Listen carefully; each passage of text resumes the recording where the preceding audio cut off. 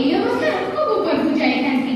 ସେମାନେ କ୍ରୀଡ଼ା ସଂସ୍କୃତି ଦେଶ ରକ୍ଷା ଶିକ୍ଷା କୌଣସି ଗୋଟିଏ ଦିଗରେ ଅସାଧାରଣ ହୋଇଛନ୍ତି। ସେମାନଙ୍କୁ ବଡ଼ଲୋକ କୁହାଯାଏ। ସେମାନଙ୍କର ଜୀବନ ହୋଇଯାଏ ମଣିଷ ସମାଜ ପାଇଁ ଗୋଟିଏ ଗୋଟିଏ ପ୍ରତିବୃତ୍ତ ଆଉ ସେହି ପ୍ରତିବୃତ୍ତ ହୁଏ ମଣିଷ ସମାଜ ପାଇଁ ଦିଗବାରିଣୀ। ଭାରତରତ୍ନ ଅଟଳ ବିହାରୀ ବାଜପେୟୀ ଏକାଧାରରେ ଜଣେ କବି ସାହିତ୍ୟକ ତଥା ଭାରତର ପୂର୍ବତନ ପ୍ରଧାନମନ୍ତ୍ରୀ।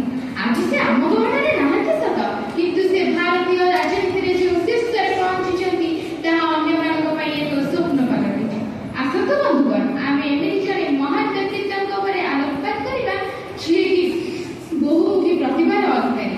ଅଟଳ ବିହାରୀ ବାଜପେୟୀଙ୍କ ଜନ୍ମ 25 ଡିସେମ୍ବର 1924ରେ ହୋଇଥିଲା।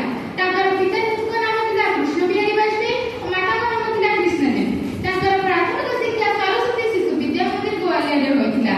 ତାପରେ ସେ ଗୋଆର ଭିକ୍ଟୋରିଆ କଲେଜରେ ହିନ୍ଦୀ, ଇଂରାଜୀ ଓ ସଂସ୍କୃତ ବିଷୟରେ ଗ୍ରାଜୁଏସନ କରିଥିଲେ।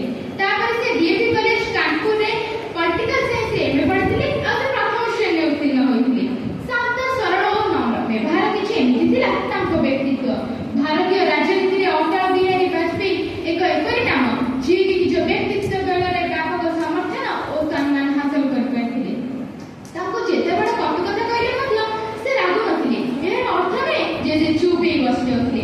ସେ ଏପରି ଉତ୍ତର ଦେଉଥିଲେ ଯେ ସାମ୍ନା ଲୋକର ପାଟି ବନ୍ଦ ହେଇଯାଉଥିଲା। ମୁଁ ଆଜି ତାଙ୍କ ବ୍ୟକ୍ତିତ୍ୱର ଏପରି ଏକ ଘଟଣା କହିବାକୁ ଚାହୁଁଛି ଯାହା ସେତେବେଳେ ବେଶ ଚର୍ଚ୍ଚାରେ ଥିଲା। 16 ମାର୍ଚ୍ଚ 1999 ମସିହା। ସେତେବେଳେ ଭାରତର ପ୍ରଧାନମନ୍ତ୍ରୀ ଥାନ୍ତି ଅଟଳ ବିହାରୀ ବାଜପେୟୀ। ଭାରତ ଓ ପାକିସ୍ତାନ ମଧ୍ୟରେ ସମ୍ପର୍କକୁ ସୁଧାରିବାକୁ ଯାଇ ସେ ଦୁଇ ଦେଶ ମଧ୍ୟରେ ବସ୍ ସେବା ଆରମ୍ଭ କରିଥିଲେ।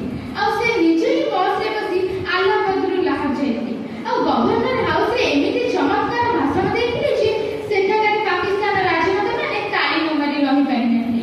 ଏହାପରେ ଏକ ରୋଚକ ଘଟଣା ଘଟିଥିଲା। ପାକିସ୍ତାନ ଜଣେ ମହିଳା ସାମ୍ବାଦିକା ଆଜି ବାଜପେୟୀଙ୍କୁ ପଚାରିଥିଲେ, ଆପଣ ଅବିବାହିତ ଅଛନ୍ତି, ମୁଁ ଆପଣଙ୍କୁ ବିବାହ କରିବାକୁ ଚାହେଁ, ହେଲେ ମୋତେ ମୁହଁ ଦେଖାଏ କାଶ୍ମୀର ଦରକାର। ଆଉ କିଏ ହେଇଥିଲେ ବୋଧେ ଏ ପ୍ରଶ୍ନକୁ ଏଡ଼ାଇ ଦେଇଥାନ୍ତେ, କିନ୍ତୁ ସେଇଥିଲେ ବାଜପେୟୀ ଏହାର ଜବାବ ରଖିଥିଲେ ଆଉ କହିଥିଲେ